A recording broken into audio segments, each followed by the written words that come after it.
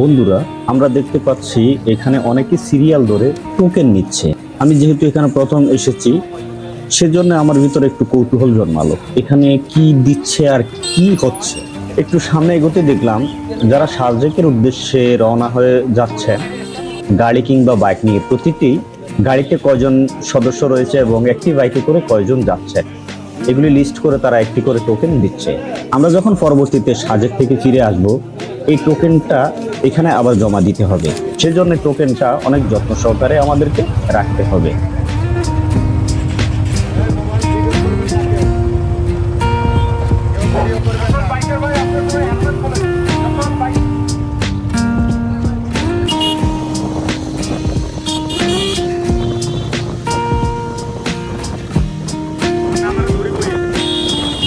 আমি একজনকে জিজ্ঞেস করেছিলাম, এই টোকেনটা আমি যদি আসার সময় তাদেরকে না দেই তাহলে কোনো প্রবলেম হতে পারে? উনি আমাকে বললেন, আপনি যদি টোকেন না দেন তাহলে পরবর্তীতে আপনাকে ফোন দিয়ে জিজ্ঞেস করা হবে আপনি কি ফেরত আসছেন কিনা। আমার মনে হয়েছে টোকেন সিস্টেমটা করা অনেক ভালো হয়েছে, কারণ হচ্ছে দুর্ঘটনা বলে কয়ে তো আসে না, যে কোনো সময় দুর্ঘটনা হতে পারে। সে হয়তো বা ফিরতে পারে, আবার নাও ফিরতে পারে। সেক্ষেত্রে যদি কোনো সমস্যা হয় তাহলে তারা নেক্সট টাইম ফোন দিয়ে যখন জানবে যে এই ব্যক্তি আসেন না কিংবা সংযোগ দিচ্ছেন, তখন সেনাবাহিনী এবং বিজিবি যৌথ উদ্যোগের ব্যবস্থা নেবেন। এই জন্যই আমার কাছে এই টোকেন সিস্টেমটা ভালো লেগেছে। আপনাদের কার কেমন লেগেছে কমেন্টসের মাধ্যমে অবশ্যই জানাবেন।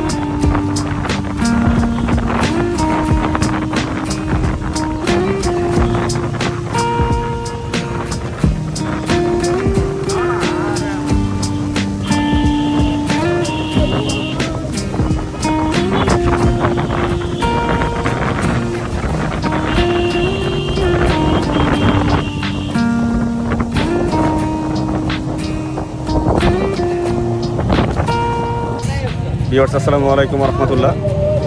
আমরা সাজেক যাওয়ার পথে এক জায়গায় একটু রেস্ট নিচ্ছি, কারণ যে প্রচুর পরিমাণে ক্লান্ত হয়ে গেছি। উঁচু নিচু পাহাড় দিয়ে বাইক চালাইতে, রাইডিং করতে যে একটা প্রবলেম, এই প্রবলেমটা হচ্ছে মেইন প্রবলেম আমার চোখে ধরা পড়ছে। কারণ হচ্ছে কে কার আগে যাবে এই বিষয়টা নিয়ে